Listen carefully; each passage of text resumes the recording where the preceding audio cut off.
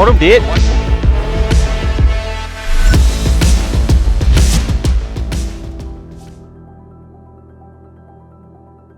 was not basically good at making friends at the point of time. I have couples of friends, but I always feel like I was just, they had to fill that void. So I wanted to fill my own void by just playing video games and, getting good at something I thought I could bring in the long term of my life. I started gaming as a casual one, just play for fun. Until I realized I was addicted to the point where I lose a lot of weight by playing games for almost 7 days straight, sleeping like 2 hours.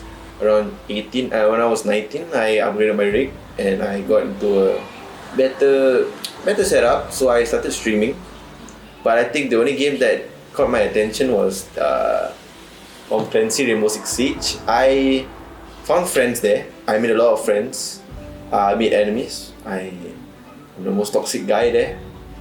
So, not saying I'm the most toxic guy. After I learned how to play this game, I became toxic because I know I couldn't apprehend myself and thinking I'm better. But when I know that there are some people that are better than me, slowly I realized that gaming is the only place for me to let loose and be my own person. When in reality, sometimes when you want to help people don't want to take your advice and they don't want to work as a team. I feel like I can lead a team and not bring them success, but I feel like I can give them advice to try to at least see the situation differently. All I know, what video game taught me is patience is always the key. Teamwork will always make the dream work. Try not to game too much in life. You might actually lose your time with other people. So that's the only advice I would give myself if I could go back in time. When I was first in BRT, basic rescue training, life wasn't quite as easy as I thought.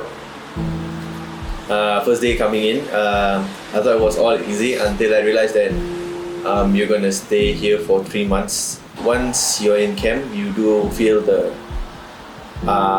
sadness that you won't get to see your family for a week. It might sound kind of dumb, but you will slowly break down that you realize that you miss your family, but they will always be there to support you. I can say my 3 months I didn't get to do much because I had a lot of medical certificates. Yeah, I found a stack of it and it wasn't quite pleasant, but once I knew I got into fireside, I was a bit disheartened. Even though I wanted to be a fireman when I was a kid, but I think the pressure got to me and I appealed out for EMS.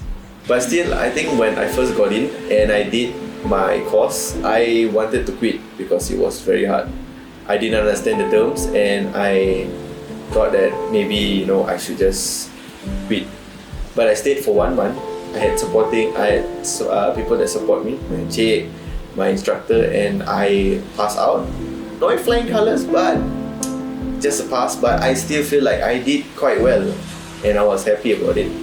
But once I reached the station, that was the part where I know that what I learned will come in handy. But in the end, whatever we learn, practice, won't always come in the real situation itself.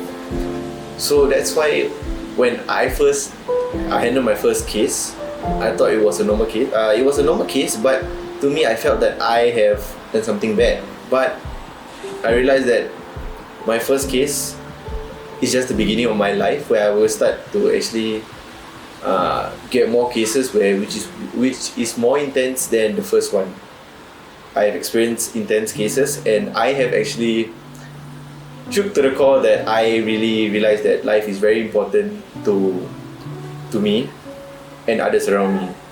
So even if I have never taken this course and I have been to fireside, it will be the same thing, but I don't feel like I have ensured that I've saved a human being's life properly by being the medical term.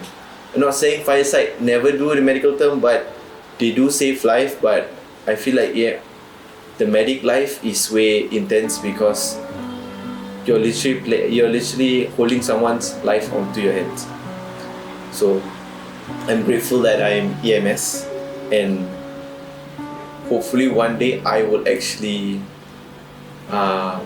maybe if my gaming career isn't as much as good as I thought I am, I might become a leader like my paramedic that has always been there for me.